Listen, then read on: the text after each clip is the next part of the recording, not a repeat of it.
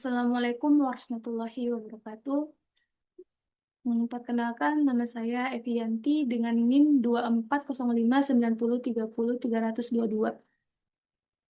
Pada kesempatan kali ini, saya akan memaparkan hasil penelitian saya yang berjudul Analisis Faktor Penghambat Proses Produksi pada Mebel Kayu Rasidin. Memenuhi tugas mata kuliah Metodologi Penelitian, dosen pengampu Bapak Fitriadi. Baik, kita masuk ke latar belakang UMKM. Untuk latar belakangnya sendiri, Mebel Kayu Rasidin merupakan usaha yang bergerak di bidang produksi furnitur berbahan kayu seperti meja, kursi, lemari, dan lain-lain.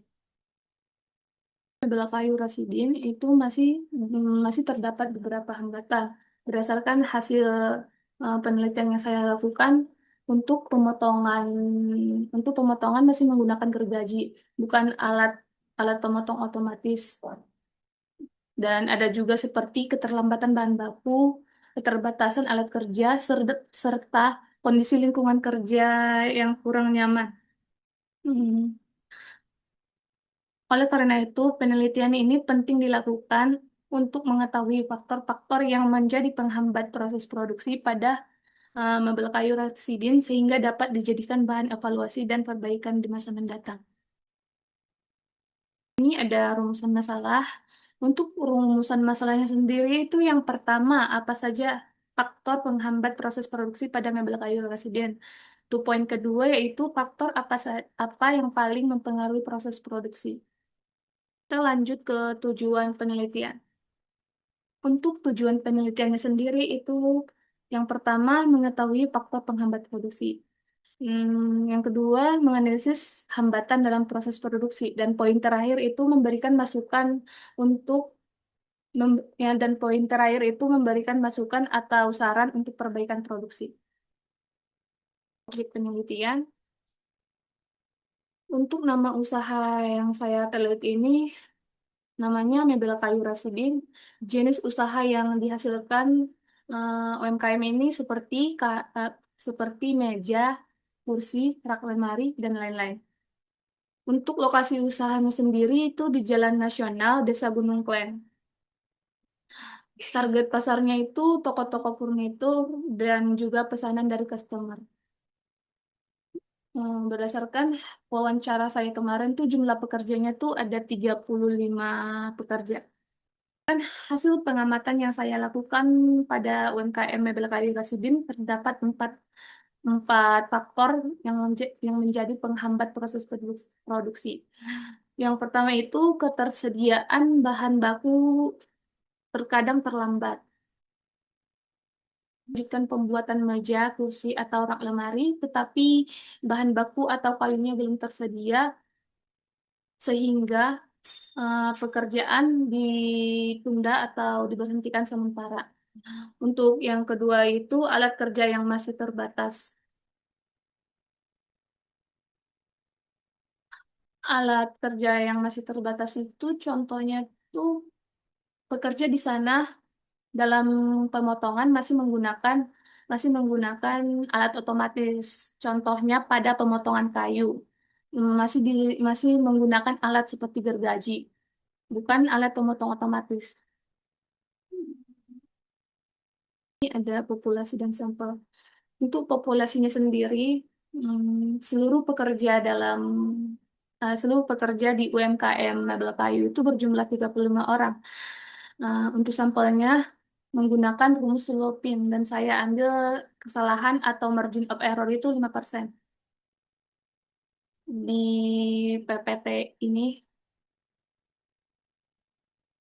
setelah dilakukan perhitungan atau dimasukkan rumus Lopin, dapatlah sampelnya berjumlah 32.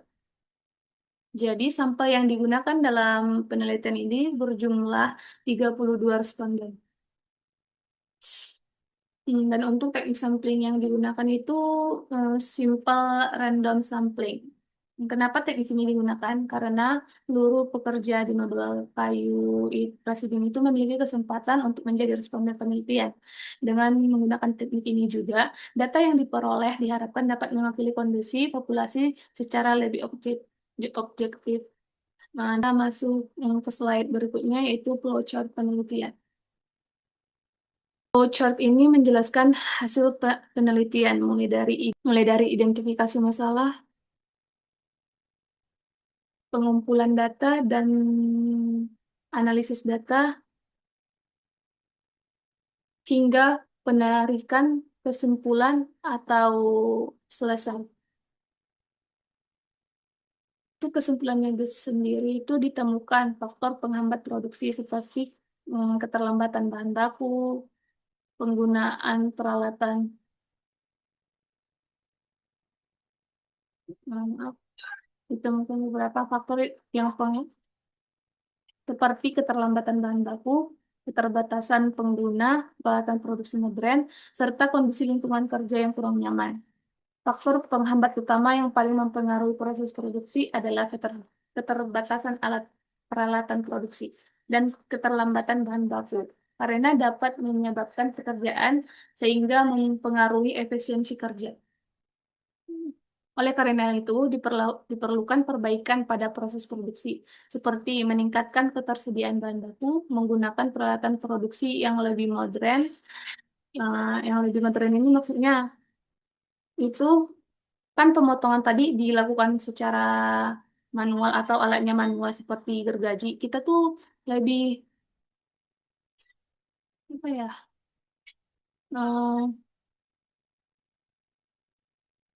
Kita tuh menggunakan perbaikan alatnya tuh dari gergaji ke alat pemotong otomatis gitu. Dan memperbaiki mesinnya dan memperbaiki kondisi lingkungan kerja agar proses produksi dapat berjalan lebih efektif dan waktu atau efisiensi tidak terganggu.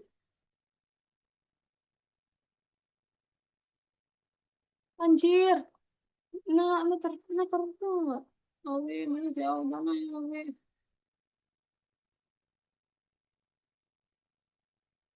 Sekian dari pemaparan saya, kurang dan lebih saya mohon maaf.